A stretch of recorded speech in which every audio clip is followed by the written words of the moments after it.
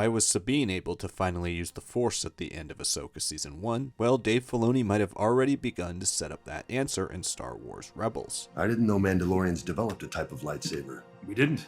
This was one of a kind. Legend tells that it was created over 1,000 years ago by Tarre Vizsla, the first Mandalorian ever inducted into the Jedi Order.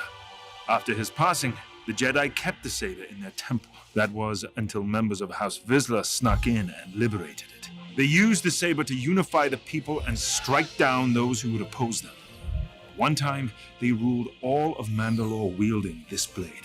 I think as we continue to explore Mandalorian history, whether it's in The Mandalorian, whether it's in the Mandalorian and Grogu film, whether it's in Ahsoka, I think Dave Filoni and Jon Favreau are setting it up to eventually get it revealed that the Mandalorians have a strong enough midi-chlorian count that all of them have latent Force sensitivity that with time and training can be overcome to eventually be able to use the Force. We know the Mandalorians were a warrior people with incredibly advanced technology and aptitude for hunting, and especially a talent for defeating Jedi. Mandalorians were highly skilled in combat both hand-to-hand and with weaponry, but maybe one of the reasons they are so skilled is because of a midi-chlorian count that, even though minor, helps them subconsciously tap into Force powers in a way that's not clearly evident. As we know, Qui-Gon Jinn says to Anakin that midi-chlorians are a microscopic life form that resides in all living cells. On average, we know that a living being has around 2,500 midi-chlorians, while a Force-sensitive being has around 4,000 to 5,000. Is it possible that Mandalorians lie right in the middle? Maybe a 3,000 to 3,500 midi-chlorian count allowed them to have enhanced strength and stamina, but they were never able to truly touch the Force. That is until one powerful child was eventually born and inducted into the Jedi Order. It's possible that Tarre Vizsla was the culmination of generations of human Mandalorians with elevated midi-chlorian counts, and that he was an exceptional case of Force aptitude despite the rest of his people maintaining elevated counts. We also know from Star Wars history, and especially in Star Wars Legends, that the children of Force sensitives usually end up being Force sensitive as well. So it's safe to assume that Tarre Vizsla's descendants were all Force sensitive, and even if, as they got further and further down the bloodline away from Tarre Vizsla, the members of House Vizsla became less and less Force sensitive over time, as we know that pre-Vizsla and pos-Vizsla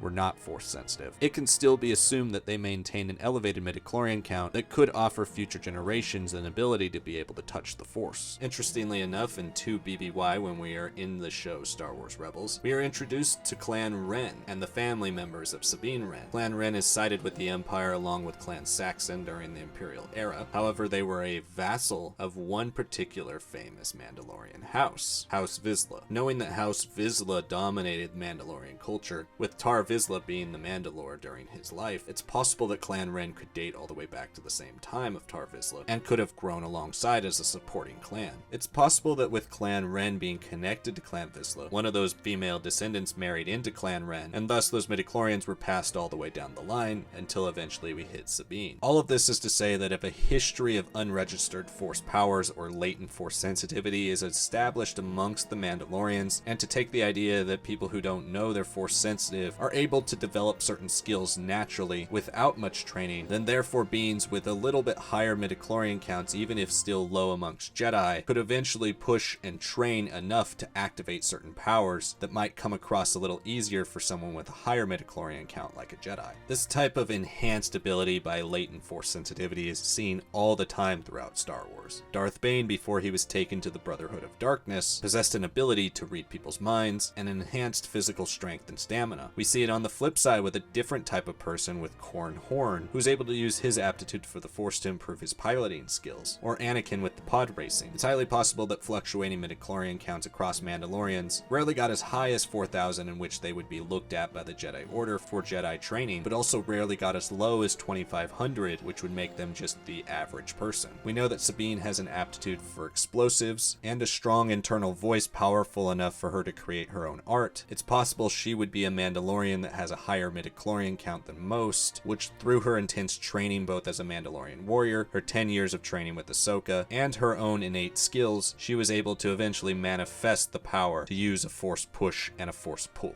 Also, just because Tarre Vizsla was the first Mandalorian Jedi doesn't mean he was the first Force-sensitive Mandalorian. There could have been others that existed prior to the Jedi Order's search for young Force-sensitives, maybe during a time in which the Jedi Order and the Mandalorians were not on friendly terms, and it could be revealed that every so many years a powerful Force-sensitive Mandalorian rose to prominence. I do think that establishing this history across the Mandalorians for generations would be a beneficial way for this scene to become less of a convenience and more of a common point founded in a basis in Star Wars lore. Thank you so much for watching this video. Again, make sure to hit that like button down below. Subscribe to the channel for more Star Wars content and more Star Wars theories like this. Let me know your thoughts on this theory in the comments below. Check out our Patreon and YouTube memberships for more great Star Wars content on top of what we give you on the channel, and if you would like to support the channel itself. Thank you so much for watching, and I will see you all next time.